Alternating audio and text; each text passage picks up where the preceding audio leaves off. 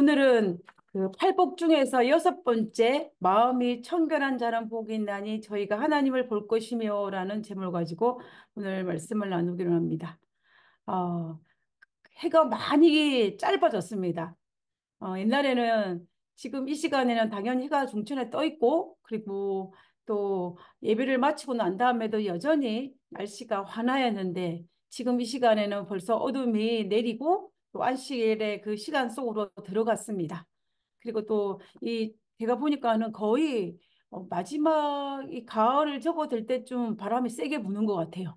그래서 바람도 세게 불고 여러 가지 자연의 변화의 흐름 속에 있습니다.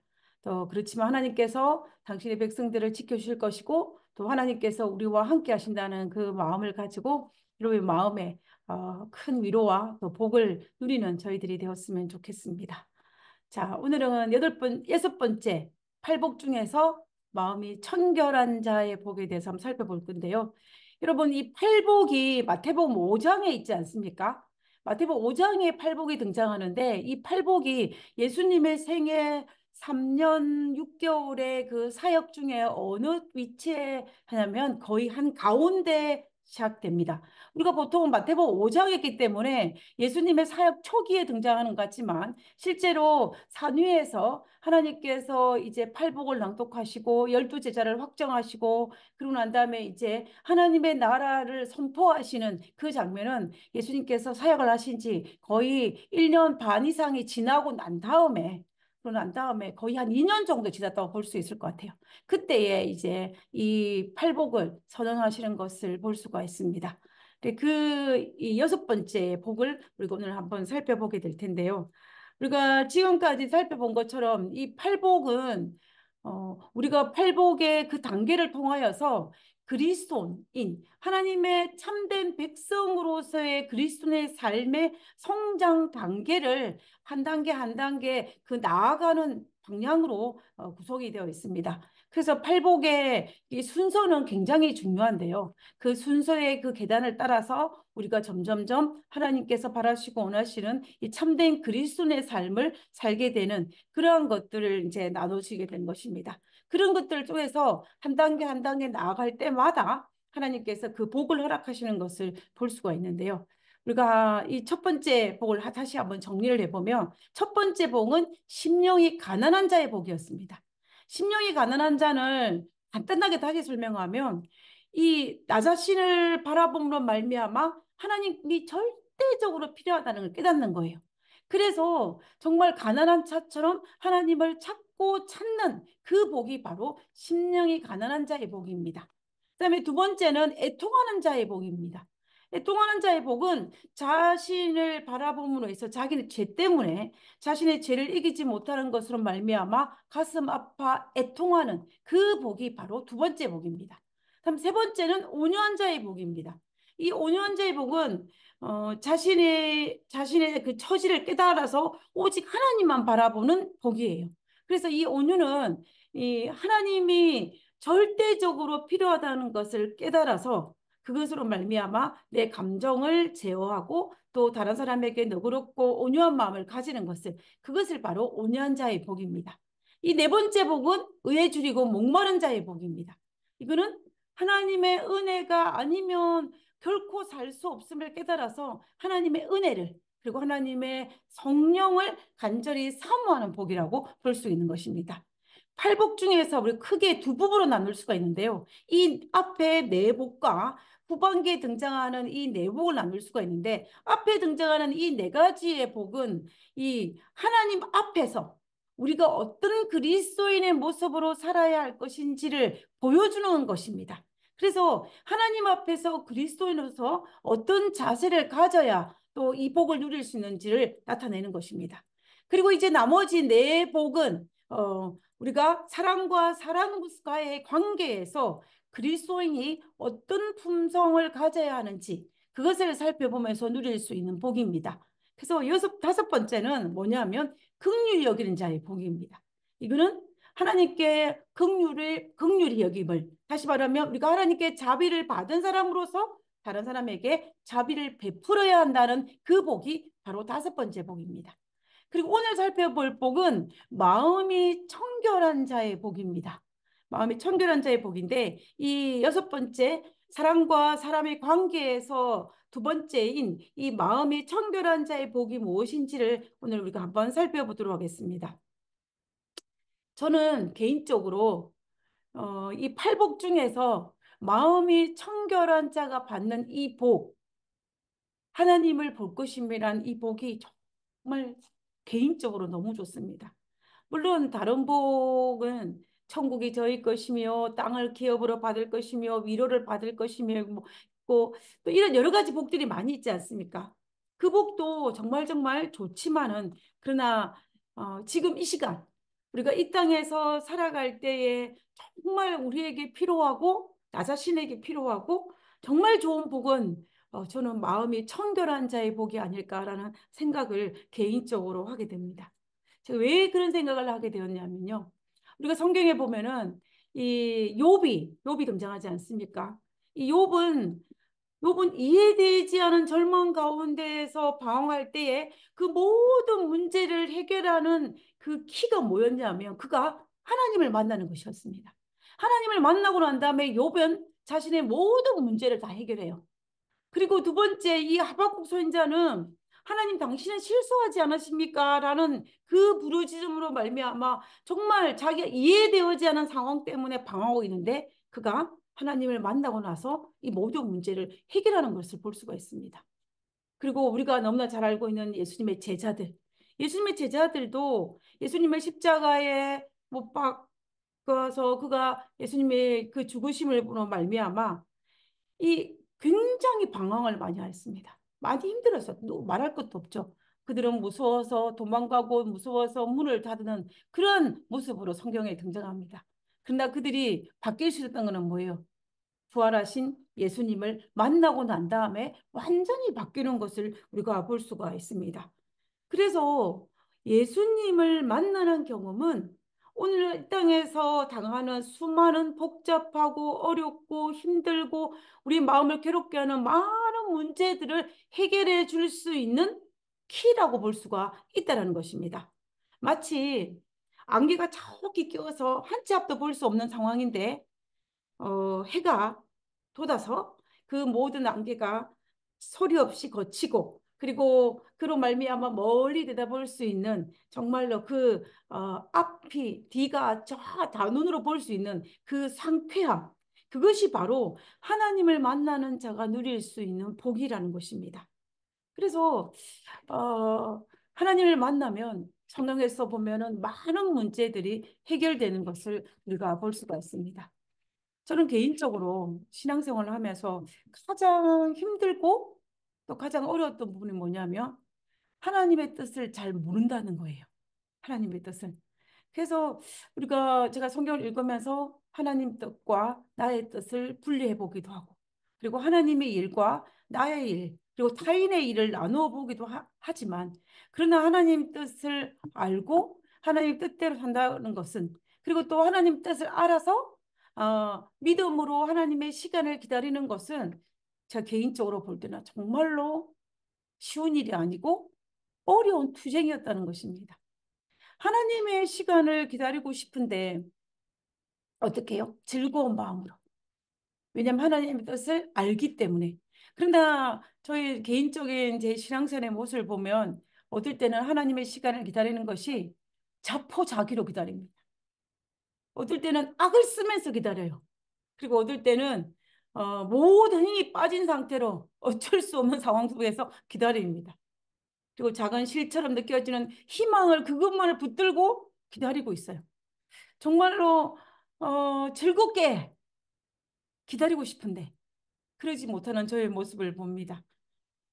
그렇지만 기다릴 수밖에 없는 것은 내가 힘들지만 이 기다림 뒤에는 반드시 하나님의 뜻이 이루어질 것이라는 것을 알기 때문에 그 시간을 기다리는 것입니다. 좀 더 즐겁고 조금 더 행복하게 기다리고 싶은데 그러지 못하는 저의 모습을 바라볼 때는 참 마음이 아파요. 그러나 여전히 하나님의 뜻을 잘 알지 못하기 때문에 무작정 기다리는 것은 저의 신앙생활에 있어서는 굉장히 어렵고 힘든 일인 것을 볼 수가 있습니다. 그러나 성령의 수많은 도덕들이 그럼에도 불구하고 하나님을 만나면 모든 문제가 해결이 돼요. 그렇기 때문에 그분을 만나고 그분을 보는 축복은 정말 다른 어떤 복과 비교할 수 없는 귀한 복이라는 것을 알 수가 있습니다.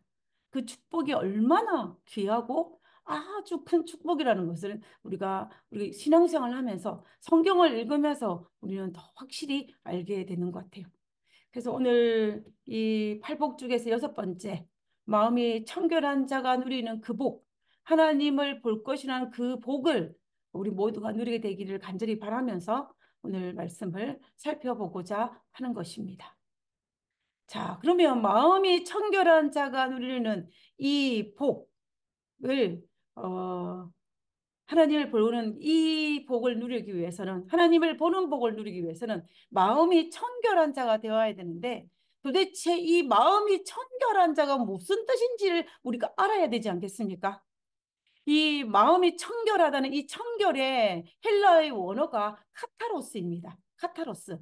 카타로스인데 이것을 오늘날 우리가 잘 사용하는 단어가 있습니다. 그게 뭐냐면 카타르시스예요. 이 카타르시스가 어디서 그 파생되어 왔냐면은 이 카타로스에서 파생되어서 오늘날 우리는 카타르시스라는 단어를 사용하고 있는 것입니다. 이 의미가 뭐냐면 마음이 청결한 자, 청결한 자의 그 의미인 것입니다. 그래서 근데 이 원래의 그 헬라 원어의 카타로스의 의미에서 카타르시스로 바뀌면서 조금 의미가 바뀌기는 했어요. 그렇지만은 원어가 여기에서 파생됐다는 것을 살펴보면서 우리는 이 청결한 의미가 무엇인지를 우리가 한번 살펴볼 필요가 있다는 것입니다. 먼저 이 카타로스의 그 의미가 무엇인지를 우리가 한번 살펴보기를 원합니다. 이 헬라 원어인 이 카타로스의 첫 번째 의미는 뭐냐면 때 묻은 옷을 깨끗이 세탁하여 된 흰 옷을 등장해요. 흠이 하나도 없는 것입니다. 온전히 깨끗한 옷이에요. 흰 옷입니다. 그 흰 옷을 카타로스라는 단어로 사용합니다. 그다음에 두 번째는 타작마당에서 쭉정이를 모두 키질하여 채로 쳐서 알곡만 남겼을 때의 그 알곡을 카타로스라 이야기해요. 저는 시골에서 살았기 때문에 저는 그 타작이라 그러죠. 그 타작이라 그러는데 그 벼를 수확을 하여서 쭉정이와 알곡을 분리해 가지고 알곡만 이제 가마니에 담아서 가게 되는 겁니다. 근데 이제 그 제가 어릴 때는 어느 정도 현대 문명이 있었기 때문에 이런 타작을 했어요. 그런데 어느 한 부분에는 마지막 한 부분은 이 쭉정이와 알곡이 섞여 있습니다. 그러면 저희 친정 어머니가 어떻게 하냐면은 이 채로 키질을 해요.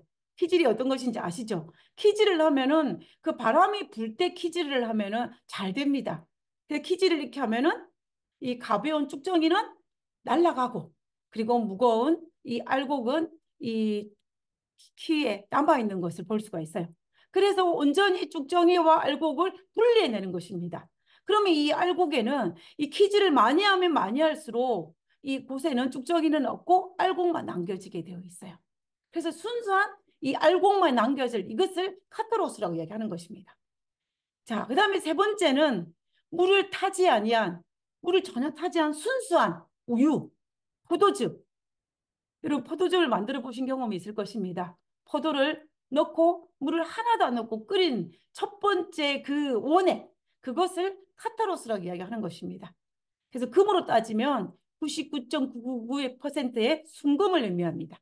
이럴 때도 우리가 카타로스라는 단어를 사용하는 것을 볼 수가 있어요. 그다음에 이제 네 번째 이 카타로스의 의미 하나는 뭐냐면 우리 군대를 지원한 사람들 중에서 그들 중에서 최정예 요원입니다. 최정예 요원. 우리가 성경에 보면 사사기서에 보면 기드온의 300명의 군사 이야기가 나오지 않습니까? 이 기드온이 미디안과 싸울 때에 자원하여 나온 군사가 몇 명이냐면 3만 명이 넘었어요. 근데 그 중에서 하나님께서 고르고 골라서 몇 명만 딱 남기냐면 300명만 남겼습니다. 그 300명을 바로 우리가 카타로스라고 말할 수 있는 것입니다. 결국 우리 카타로스는 완전한 의미예요. 완전히 흰 거, 완전한 알고, 그리고 완전한 순거, 그리고 최정의 부대. 이렇게 이 카타로스의 의미가 있는 것입니다. 그래서 마음이 청결하다는 것은 뭐게 되겠습니까? 우리 마음이 아주 깨끗한 상태, 완전한 상태를 말하는 것입니다. 그 사람이 누가 어떻게 한다고요? 하나님을 볼 수 있는 특권을 누린다라는 것입니다. 그래서 우리 마음이 완전히 깨끗하지 않으면 반대로 하나님을 볼 수 없다는 거예요. 이 너무 쉬운 문제는 아니죠, 그죠? 산상보훈에는 마음이 청결한 자의 복이 청결한 것에 대해서 이렇게 설명하고 있습니다. 마음이 청결한 자는 복이 있나니라고 하신 예수님의 말씀에는 더 깊은 의미가 있는데 그것은 뭐냐면 청결한 자가 무엇이냐? 그것은 마음의 은밀한 목적과 동기가 진실하며 내 마음의 목적과 동기가 악한 것이 전혀 없고 이기적인 것이 전혀 없이 아주 진실하다는 것입니다. 진실하다는 거예요. 그리고 교만과 자아 본인, 이기적인 마음 이런 것에서 벗어나서 겸손하고 사심이 없고 어린아이 같이 되는 것을 의미한다. 그래서 우리 마음속에 어떤 사탄이 넣어주는 나쁜 동기, 나쁜 마음, 부정적인 것, 교만한 것, 그리고 또 이기적인 것, 이런 것들이 전혀 없는 그 마음이 바로 청결한 자의 마음이라고 이야기하고 있는 것입니다. 자, 그러면 우리가 이 마음이 청결한 자의 의미를 좀 더 우리가 알기 위해서 카타르시스라는 정의에 대해서 우리가 한번 살펴보도록 하겠습니다. 이 카타르시스의 정의를 뭐라고 했냐면 마음속에 쌓여 있는 불안, 우울, 긴장, 이런 내 마음속에 있는 여러 가지 복잡한 마음들이 있지 않습니까? 좋지 않은 거, 부정적인 거. 이런 모든 감정들의 엉어린 감정이 풀리고 마음이 정화되는 것을 카타르시스라고 정의합니다. 그러니까 결과적으로 이 카타로스에서 모든 부정적인 것들이 다 정화되는 마음의 상태를 그것 과정을 카타르시스라고 우리가 설명하고 있는 것을 라는 것이죠. 그런데 이 아리스토텔레스가 이 카타르시스를 이야기하면서 그가 뭐라고 하냐면 여기 보면 문학이라고 써 있지 않습니까? 비극 속에 이게 어떻게 설명을 하냐고 하냐면 이 아리스토텔레스가 우리가 어떤 영화나 아니면 연극이나 어떤 다른 어떤 그 장면 속에서 어떤 문학적인 장면 속에서 아주 굉장히 우울하고 아주 비극적이고 아주 어둡고 슬픈 그런 것들 속에서 연민과 공포를 통하여 그 주인공을 향한 연민과 또 그 두려움을 통하여서 내 마음속에 내재되어 있는 어떤 우울한 감정과 두려운 감정들이 정화되고 쾌감을 느끼는 그것을 카타르시스라고 정의를 했어요. 근데 그리고 이거는 뭐냐면 다른 사람의 고통을 통하여서 내가 내 마음속에 있는 거, 응어리 감정들이 풀리고 치유되는 것으로 이야기를 했다는 것입니다. 그리고 두 번째는 심리학적인 문제인데요. 자기가 직면하고 있는 고뇌 따위를 밖으로 표출하면서 내 마음속에 있는 어떤 감정들, 어떤 부정적인 감정들을 밖으로 표출함으로써 강박관념에서 해소시키는 일, 이것을 심리학적으로 카타르시스라고 정의를 하고 있습니다. 근데 저는 이 정의를 가만히 살펴보면은 노란색으로 적혀 있는 이 카타르시스 정의는 이 헬러 원어인 이 카타로스의 의미와 흡사하다고 볼 수가 있어요. 그런데 여기 지금 이 예로 제시되었던 문학적인 것, 심리학적인 것에서 말하고 있는 이 부분에는 지금 헬라 원어에서 말하고 있는 것과는 조금 차이가 있습니다. 왜냐하면 무슨 말이냐면은요. 이 지금 여기에 등장하는 이 카타르시스를 느끼는 이 쾌감을 느끼는 방법들을 가만히 살펴보면은 내 마음속에 있는 어떤 불안이나 어떤 우울이나 이런 감정들을 이 내 마음의 평화를 찾기 위해서 어떤 방법을 쓰는 거예요. 타인의 괴로움을 보고 그것으로 인하여 쾌감을 느끼면서 치유하는 것입니다. 그래서 어떤 경우에는 타인을 괴롭히기도 하고 자신의 분노를 타인에게 표출하기도 하고 그러니까 또 자신의 분노의 원인을 남 탓으로 돌리면서 또 어떨 경우에 어떡합니까? 어떤 경우에는 복수를 하면서 우리가 보통 사이다라 그러죠. 상황을 연출하면서 카타르시스를 뭐 경험하는 걸로 오늘날 우리의 사회가 이렇게 유도하고 있는 것도 있는 것 같아요. 그래서 오늘날 우리 주변에서 발생하는 많은 범죄나 이런 것들을 볼 때 타인을 괴롭힘을 통해서 타인의 고통을 통해서 나의 이 불안과 이런 것들을 해소시키는 카타르시스에 빠진 사람들의 모습들이 이 종종 오늘날 우리 사회에 있다는 것을 우리 뉴스나 이런 걸 통해서 보게 되지 않습니까?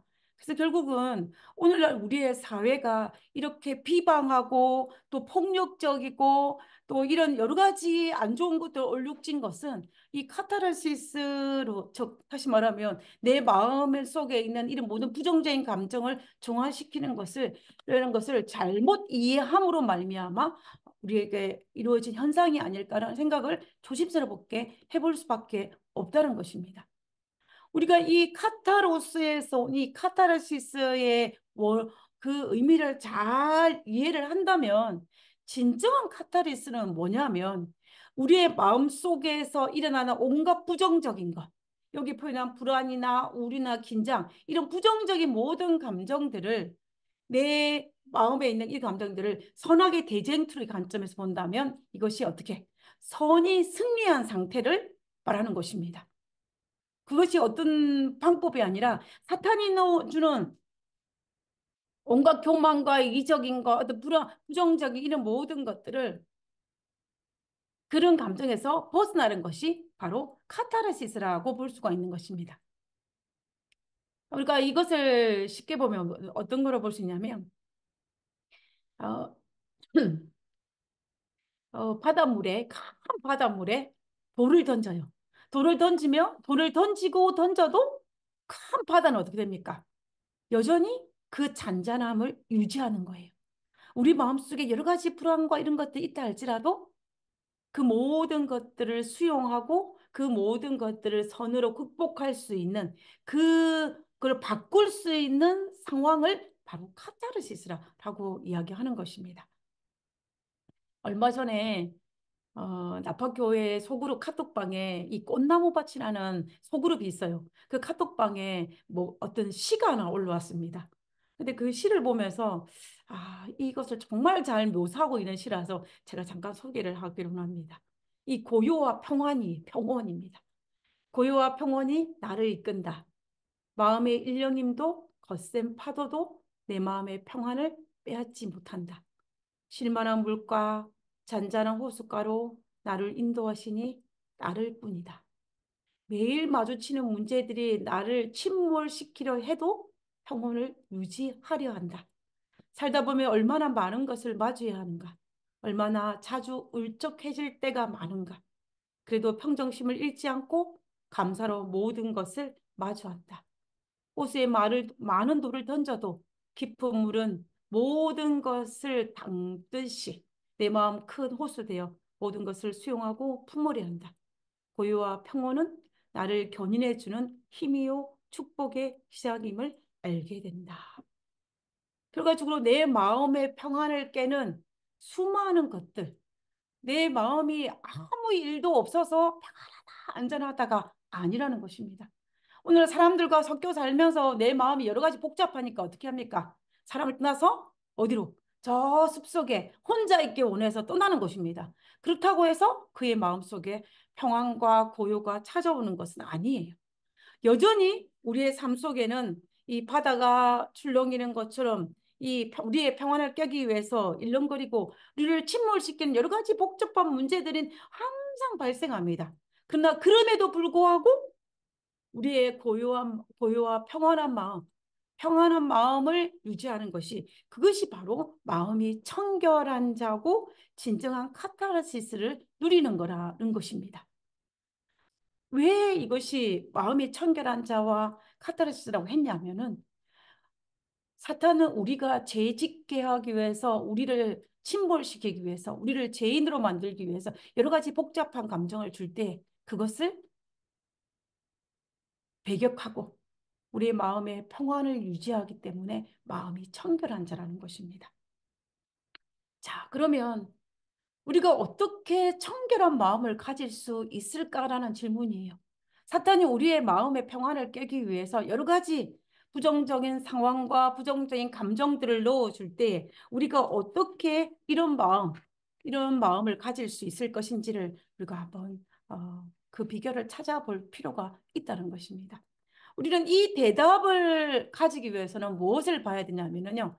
이 팔복의 단계를 보면은 우리가 알 수가 있습니다. 팔복의 첫 번째 단계 살펴보면 심령이 가난한 자, 그리고 애통하는 자, 온유한 자, 의에 줄이고 목마른 자, 이 모든 것들을 살펴볼 때 이 복은 뭐예요?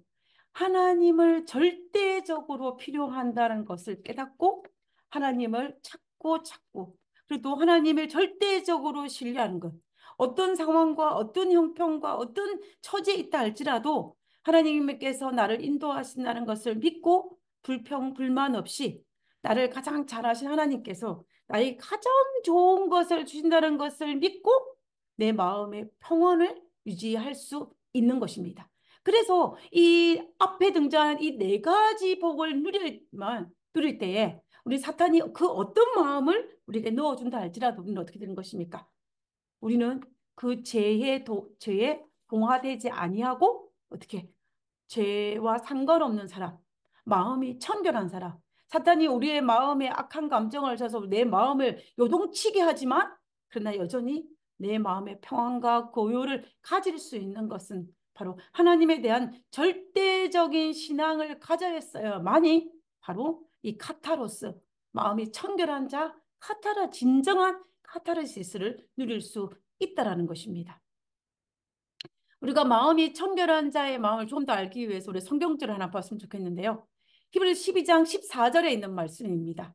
모든 사람과 더불어 화평함과 거룩함을 따르라. 이것이 없이는 아무도 주를 보지 못하리라라고 했습니다. 이 지금 히브리 12장 14절에 있는 이 말씀과 우리 마태복음 5장 8절에 있는 이 말씀을 비교를 한번 해봤으면 좋겠는데요. 여기 보면 공통점이 하나 있습니다. 그것은 뭐냐면 이 5장 8절에서는 마음이 청결한 자는 하나님을 볼 것이라는 거예요. 그리고 이 히브리 12장 14절에 있는 이 말씀을 가만히 살펴보면 화평함과 거룩한 자는 하나님을 본다라는 것입니다. 그 의미예요. 그래서 단어를 잘못 선택했긴 했지만은 이 하나님을 보는 그 축복은 마음이 청결한 자가 누릴 수 있는 것이고 화평하고 모든 사람과 더불어 화평하고 거룩한 자가 누릴 수 있는 복이라는 것을 우리가 알 수가 있다라는 것입니다. 아, 우리가 여기에서 이 히브리 12장 14절에서 주목해야 될 단어가 있습니다. 그 단어가 뭐냐면 따르라예요. 따르라. 우리가 옛날 성경에는 모든 사람과 더불어 화평과 거룩함을 쫓으라 했습니다. 쫓으라. 따르라. 이것이 이 바울이 히브리서에 있는 하나님의 명령입니다. 이 모든 사람과 더불어 화평함과 거룩함을 따르라 쫓으라는 것은 그 의미는 무슨 말이에요? 저절로 된다는 의미가 아니에요. 기다리다 보면은 자연적으로 된다는 의미가 아닙니다. 이 쫓는다는 것은, 따른다는 것은 무슨 말이냐면 애써서 해야 한다는 뜻입니다. 노력을 해야 한다는 뜻이에요. 다른 말로 하면 내가 십자가를 져야만 한다는 것을 여기에 내포되어 있는 것입니다. 그래서 우리가 그리스도인의 삶은 우리가 하나님께서 바라시고 원하시는 성숙한 그리스도의 삶은 저절로 이루어지는 것이 아니라는 것입니다. 아무것도 안 해도 된다는 그런 말은 아닌 것입니다. 오늘날 어떤 사람은 그렇게 합니다. 하나님을 믿기만 하면 된다고. 그러나 이것은 거짓말이에요. 우리가 성경을 보면은 그렇게 기록하고 있지 않은 것입니다. 우리는 쟁투를 해야 된다고 했습니다. 선하게 대쟁투를 해야 된다라고 성경 분명히 이야기하고 있어요. 모든 사람과 더불어 화평함과 거룩함을 쫓으라, 따르라 라고 이야기하고 있는 것입니다. 그래서 우리가 이게 사실 이것은 쉬운 거는 아니에요. 그죠? 모든 사람과 더불어 화평하고 모든 사람과 더불어 거룩함을 유지한다는 것은 정말로 쉬운 일이 아닙니다. 그러나 그렇기 때문에 우리가 되냐면 그것을 위해서 노력하고 애쓰고 또 열심히 하나님 앞에 나 자신을 낮추는 것이 필요하다는 것입니다. 하나님의 뜻을 쫓는 것이 우리에게 굉장히 필요한 것입니다. 마태복음 7장 21절에 보면 나더러 주여 주는 자마다 천국에 들어갈 것이 분명히 아니라고 했습니다. 어떻게 한 자마지? 다만 하나님께 하늘에 계신 내 아버지를 뜻대로 행하는 자만이 들어간다라고 분명히 성경은 기록하고 있습니다. 그래서 마음이 청결해지는 것이 모든 사람과 더불어 화평하고 거룩함과 같은 맥락인 것을 우리는 이 본문에서 알 수가 있는 것입니다. 마음이 청결한 자와 모든 사람과 더불어 화평함과 거룩함이 같은 의미로 볼 수가 있다는 것입니다. 그래서 우리가 하나님의 뜻에 순종하기 위해서 하나님 뜻을 이루기 위해서 날마다 순간마다 어, 우리가 화평과 거룩함을 추구하고 또 그것을 얻기 위해서 노력하는 우리 모두가 되어야겠습니다. 자, 그러면 이제 두 번째 보면요. 하나님을 본다. 하나님을 볼 것이며라고 했지 않았습니까? 하나님을 볼 것이며는 이 본다의 말은 무슨 뜻이 있는지를 우리가 한번 살펴볼 필요가 있습니다. 첫 번째는 하나님을 본다라는 이 말의 의미. 첫 번째는 오늘 현재의 삶에서 하나님을 알고 마음의 눈으로 하나님을 보는 것을 의미합니다. 우리가 오감을 통하여서 하나님을 보는 것 못지않게 우리가 하나님에 대해서 확신하고 또 하나님에 대해서 뚜렷하게 인식하는 그것을 의미하는 것입니다. 그래서 오감을 통해 보는 것도 중요하지만 내 마음속에서 하나님에 대한 확실한 믿음을 가지는 것이 또 중요하다는 것입니다. 자, 아마 여러분들은 하나님을 알고 마음의 눈으로 하나님을 확신할 것입니다. 그런 사람들은 하나님을 본다는 말의 의미와 같다는 것입니다. 자, 그다음에 두 번째 눈은요. 마음의 눈으로 보는 것과 다른 것으로서 육신의 눈으로 하나님을 만나는 것을 의미합니다. 우리는 어떻게 2번을 추구하지 않습니까? 육신의 눈으로 하나님을 찾는 것. 이 육신의 눈으로 하나님 만나는 것도 우리가 두 가지로 나눌 수가 있는데요. 첫 번째는 뭐냐면 마음이 청결한 자는 현세에서 지금 이 우리 현실의 삶에서 하나님을 볼 수 있는 특권을 누리는 것입니다. 우리가 성경에서 보면 사도들과 제자들은 육체로 임하신 그리스도 예수님을 통하여서 예수님의 생애를 통하여서 아버지 하나님을 보았습니다. 하나님을 보았어요. 예수님을 통하여서 하나님을 보았습니다. 우리가 이 요한복음 14장 8절에 보면 빌립이 예수님께 한 가지 요청을 합니다. 뭐라고 요청을 하냐면 빌립이 이르되 주여 예수님이죠. 주여 아버지 하나님입니다. 아버지 하나님을 우리에게 보여주옵소서. 그리하면 내가 만족하겠나이다. 속하겠나이다. 라고 얘기하는 거예요. 그때 예수님께서 뭐라고 대답하시냐면은 빌립아, 내가 이렇게 오래 너희와 함께 있었으되 내가 나를 알지 못하느냐? 그 다음 절이 중요합니다. 나를 본 자는 아버지를 보았거든 어찌하여 아버지를 보이라 하느냐라고 지금 여기에서 이야기하고 있습니다. 그래서 우리가 이 본문에서 보면은 예수님께서 말씀하신 것은 뭐냐면 나를 본 자는 아버지를 보았다라고 말씀하셨어요. 그 말은 결과적으로 무슨 말이냐면 예수님의 성품과 예수님의 사역을 통하여서 아버지 하나님을 뵙는 것이라라고 이야기하는 것입니다. 빌립에게. 그러면 오늘날 우리의 삶에 적용시킨다면 오늘날 우리도 성경 속에 나타난 하나님과 예수 그리스도의 성품과 사역을 통하여서 그분을 뵙게 되는 것입니다. 이것이 우리가 마음의 눈으로 보는 것과 조금은 차이가 있는데요. 마음의 눈은 마음으로 확신하는 것을 이야기한다면은 이 부분은 뭐냐면은 성경 속에 나타난 하나님의 성품을 발견하고 하나님의 사역을 통하여서 그것을 통하여서 내가 하나님을 보게 되는 것입니다. 넓은 의미에서는 같은 거라 볼 수 있지만은 우리가 분류를 한다면 조금은 차이가 있는 것입니다. 그리고 이 다윗이 시편에 이런 표현들이 굉장히 많아요. 시편 16편 8절에 내가 여호와를 항상 내 앞에 모시며 그가 나의 오른편에 계심으로 내가 흔들리지 아니하리로다라고 했습니다. 다윗이 살았던 그 시대에도 오늘날 우리가 살았던 이 시대와 마찬가지로 육안의 눈으로 하나님을 볼 수 없는 시대였습니다. 그런데 다윗은 뭐라고 했냐면 여호와를 항상 내 앞에 모심이라 그랬어요. 그리고 그가 하나님이 여호와 하나님이 나의 오른편에 계심으로 내가 흔들리지 않다라고 했습니다. 그러면 이 표현의 무엇입니까? 의미가 무엇이겠습니까? 다윗은 하나님의 품성과 사역을 통하여서 성경에 나타난 말씀을 통하여서 그리고 그의 경험을 통하여서 그분을 매 순간 만나는 경험을 했다는 것입니다. 그래서 우리가 말씀 속에서 경험 속에서 그리고 천년계 속에서 하나님의 임재를 경험하는 것이 바로 이 부분이라는 거 볼 수가 있는 것입니다. 그래서 우리가 비록 우리의 삶 속에서 육체로 드러난 하나님을 보는 것이 이런 것을 의미하는 것이 아니라 내 삶 속에서 역사하시는 하나님을 뵙는 것을 우리는 여기에서 말하고 것을 볼 수 있는 것입니다. 그래서 하나님의 임재에 대한 인식, 하나님의 성품에 대한 나의 체험, 그리고 하나님과 나와 사랑 사이에 대한 관계에 대한 확신과 경험을 통하여서 하나님을 만나는 것.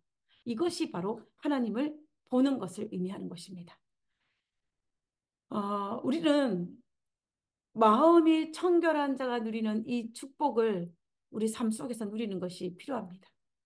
이 다윗이 내가 여호와를 항상 내 앞에 모심이고 내 오른편에 있다는 것을 확신했을 때에 그가 그 어떤 것들이 이 다윗을 흔들려도 사울이 자기를 죽이려고 하고 그리고 여러 가지 어려움을 겪고 내 마음에 여러 가지 사탄이 부정적인 마음을 넣어준다 할지라도 다윗은 어떻겠습니까?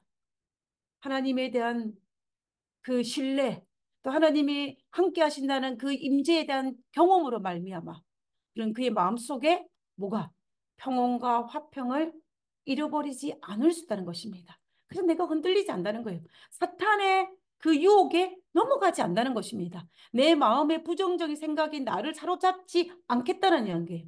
그러니까 자연적으로 마음이 청결한 자가 될 수밖에 없다는 것입니다.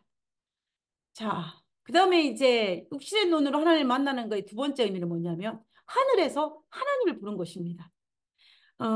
우리가 이 모든 팔복의 복들이 그러한 것처럼 이 하나님을 보는 이 복도 우리가 오늘날 이 땅에 살고 있을 때는 부분적으로 성취됩니다.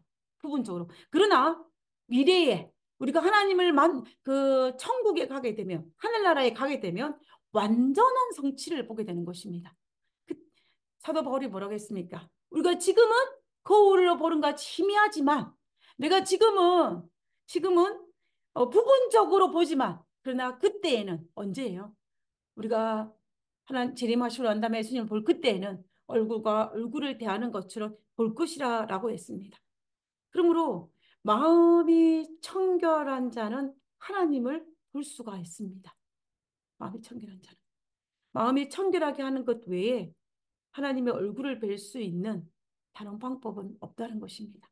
그래서 사탄이 우리로 하여금 끊임없이 우리의 마음을 요동치게 하기 위해서 죄를 짓게 하기 위해서 여러 가지 악한 상황과 부정적인 생각들을 우리 속에 넣어주지만 그러나 우리는 하나님에 대한 절대적인 신뢰와 하나님에 대한 어떤 확고한 믿음을 가지고 우리의 마음 속에 그 사탄의 유혹에 넘어가지 않아서 동요되지 않아서 우리 마음의 평안과 또 깨끗한 마음을 가질 수 있는 그런 마음이 정결한 사람이 되었으면 좋겠습니다. 한 가지 이야기를 하고 말씀을 마치도록 하겠습니다. 2차 대전이 끝나고 난 다음에 독일에 있었던 이야기입니다. 어떤 마을에 아주 부자 할아버지가 살고 있었습니다. 근데 이 할아버지는 그 전쟁의 피해로 말미암아 이 아이들이 고아가 된 아이들이 굉장히 많았어요. 그 나라에 독일에. 그래서 이 굶주린 아이들에게 아침마다 이 할아버지가 빵을 만들어서 빵을 나누어 주었습니다. 그래서 아이들은 새벽부터 할아버지 집에 할아버지 대문 앞에 줄을 지어 가지고 몰려와 가지고 이제 할아버지가 빵을 주기를 기다리고 있었어요. 그래서 할아버지가 이제 빵 광주리에다가 이 빵을 내려놓으면은 이 아이들이 이게 마구잡이로 달려 들어가지고 서로 큰 빵을 차지하겠다라고 날법석을 피웠습니다. 근데 그 중에 한 아이는 그런 난리법석을 피우는 친구들의 모습들을 물끄러미 바라보고 있다가 자, 그들이 다 빵을 가지고 돌아가면은 선택받지 못한 남아있는 나머지 빵 하나를 들고 그리고 그 할아버지에게 공손히 인사를 하고 집으로 돌아갔어요. 그래서 이 할아버지가 이 아이를 눈여겨보았습니다. 그런데 시간이 계속 지나고 지나도 이 아이의 행동은 변화가 없었어요. 그래서 할아버지는 A가 아주 바른 이 소년의 모습을 아주 마음에 큰 위로를 받으면서 기쁨을 가지면서 이 아이를 지켜보았습니다. 그리고 시간이 이제 많이 흘렀어요. 그래서 마침내 12월 달에 돼가지고 크리스마스가 다가왔습니다. 그래서 크리스마스 때 할아버지가 빵을 만들면서 평소보다 더 큰 빵을 만들었습니다, 이제. 큰 빵을 만들었는데 그중에 그 큰 빵을 만들고 그중에 빵 하나는 옛날과 동일한 사이즈의 빵을 하나 만들었어요. 그리고 할아버지가 이 크리스마스에 선물을 하나 주기로 마음에 작정을 했습니다. 그래서 어떻게 했냐면 빵 하나하나에다가 작은 어, 은하, 은하 하나를 넣어줬어요. 큰 빵에는 은하를 넣고 작은 빵 하나에는 뭘 넣냐면 금화를 넣어줬습니다. 그럼 이것이 바로 할아버지가 이 아이들에게 주는 크리스마스 선물이었어요. 그래서 그날도 이제 아이들은 서로 큰 빵을 차지하려고 야단법석을 떨었고 또 할아버지가 눈여겨보았던 이 아이는 아무도 원하지 않은 그 빵 중에서 작은 빵을 들고 또 할아버지에게 공손히 인사를 하고 떠나갔습니다. 그 모습을 바라본 할아버지 마음에 어떻게 해요? 기쁨이 있었겠죠. 그리고 이제 그 다음날 크리스마스가 지나는 그 다음날 아침에 여전히 할아버지는 빵을 만들어서 광주리를 들고 이제 대문을 나섰는데 할아버지가 깜짝 놀랐어요. 왜냐하면 이 빵을 들고 오면 누가 달려왔냐면 아이들이 달려와가지고 서로 큰 빵을 차지해갔다고 야단 법석을 떨었는데 그날 아침에는 빵을 가지고 달려드는 아이가 한 명도 없는 거예요. 근데 누구만 와 있냐면 매일 작은 빵을 들고 할아버지에게 인사를 했던 그 아이만이 유일하게 와가지고 와 있는 것을 이 할아버지가 발견한 것입니다. 그래서 할아버지가 그 아이에게 질문을 했어요. 얘 도대체 무슨 일이냐? 왜 아이들이 오지 않는 것이냐라고 말을 물었어요. 그러니까 아이가 모른다고 이야기하는 거, 알지 못한다고 이야기하는 것입니다. 그러면서 이 할아버지에 다가와서 이 아이가 어떤 행동을 하냐면 할아버지에게 손에 금화를 주는 것입니다. 그러면서 하는 말이 할아버지, 할아버지, 어제 빵 속에 이 금화가 들어 있었어요. 아마도 빵을 만들면서 실수로 이 금화를 떨어뜨린 것 같아요. 그러면서 할아버지에게 금화를 돌려준 것입니다. 그러니까 할아버지가 뭐라 했겠어요? 아니다, 얘야. 그것은 내가 너희에게 주는 크리스마스 선물이란다. 그리고 이 금화는 내가 너에게 주는 선물이야. 라고 이야기한 것입니다. 자, 그러면은 이 큰 빵을 가져갔던 큰 빵 속에 은하가 들어있던 이 빵을 가진 아이들은 왜 그 다음날 빵을 가지러 오지 않았을까요?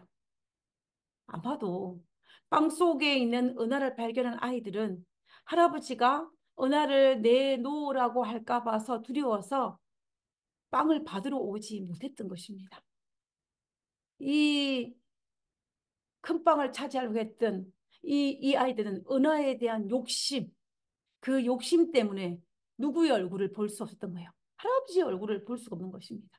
그러나 이 금화를 가졌던 이 아이는 그의 마음속에 이 금화에 대한 금화에 대한 욕심이 없었기 때문에 할아버지에게 돌려주려 마음이 있었기 때문에 할아버지 얼굴을 보는 건 전혀 불편하지 않았어요. 그래서 이 아이는 마음이 청결한 것입니다. 그래서 그 아이는 할아버지를 만나러 왔고 다른 아이들은 할아버지를 만나러 오지 못했던 것입니다. 우리가 이 이야기에 살펴본 것처럼 내 마음속에 하나님을 향한 하나님을 만나기를 전적으로 원한다면 내 마음속에 어떤 마음, 사탄이 넣어주는 여러 가지 복잡하고 부정적인 마음들을 제어하고 무슨 힘으로요? 하나님에 대한 절대적인 신뢰로 말미암아 그리고 내 속에 들어오는 부정적인 감정을 나를 사로잡지 못하도록 내 마음이 청결한 상태로 유지하는 것이 정말로 중요하다는 것입니다. 그런 자만이 하나님을 뵐 수 있다는 것을 우리는 기억해야 됩니다. 어제보다 오늘 그리고 오늘보다 내일이 더 청결해진 마음으로 주님 앞에 살아가는 그로 말미암아 우리가 그 축복을 누리게 되기를 바랍니다. 오늘 실패했을지라도 내일 다시 시도하여서 내 마음이 좀 더 청결해짐으로 사탄이 넣어주는 그 감정에 내가 침몰하지 않기 위해서 하나님 안에 더 붙잡는 그러므로 말미암아 내 마음이 청결하여서 하나님의 볼 특권을 누리는 우리 모두가 되기를 간절히 바라면서 오늘 말씀을 마치도록 하겠습니다.